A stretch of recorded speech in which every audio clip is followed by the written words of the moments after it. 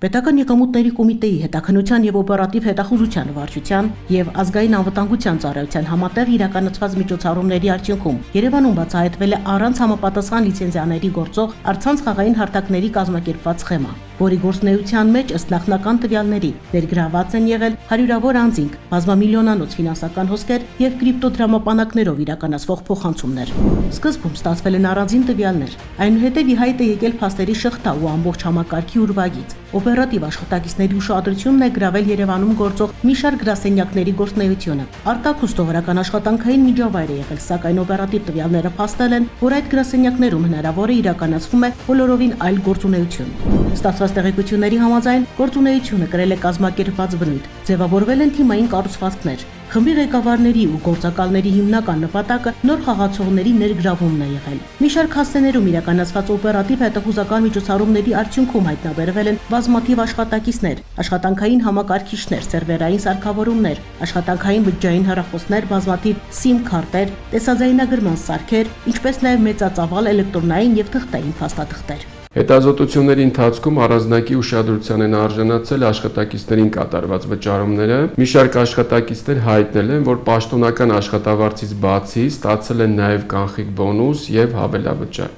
Կատարված նախնական ուսումնասիրությունների արդյունքում պարզվել է, որ աշխատակիցներին վճարվել են ավելի քան 950 միլիոն դրամի աշխատավարձ, բոնուս եւ հավելավճար, որոնք հարկային մարմին ներկայացված հաշվետվություններում չեն արտացոլվել։ Այս դրվագներով ըստ նախնական տվյալների հնարավոր պակաս հաշվարկված եկամտային հարկի ծավալը գերազանցում է 193 միլիոն դրամը։ Միաժամանակ իրականացված վերլուծությունները հիմք են տվել ենթադրելու, որ փաստացի ծավալները կարող են էականորեն ավելի մեծ լինել։ Ուսումնասիրությամբ պարզվել է նաև, որ խաղացողների կողմից կատարող ֆինանսական փոխանցումները կազմակերպվել են տարբեր եղանակներով։ Հաճախորդների կողմից փոխանցված գումարները միջնորդավորված կարգով օգտագործվել են խաղային հաշիվների համալրման եւ խաղադրույքների իրականացման գործընթացում։ Առանձին դեպքերում հայտնաբերվել են կրիպտոարժույթներով իրականացվող փոխանցումների, դեպոզիտների եւ շահումների փոխանցման վերաբերյալ տվյալներ։ Նման գործունեություն իրականացվել է առանց համապատասխան լիցենզիաների, նախնական գնահատմամբ։ Առանց լիցենզիաների հնարավոր իրականացված գործունեության մասով պետությանը պատճառված հնարավոր վնասի չափը գերազանցում է